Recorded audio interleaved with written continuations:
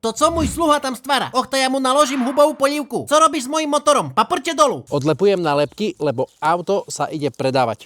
Moja Kia Sportage, najlepší motor na Valale. Odvolaj to, bo si nohavky potarhám. A veď Kia Prešov nám dá iný model na výmenu teraz. Poď, Pampi, spravíme jej videoinzerát. Hop. Ale však ja ju ľubím, no blesné voženie. Rok výroby 2025. Však to ešte mladé šteniatko nezabehnuté. Najazdené kilometre 12 500.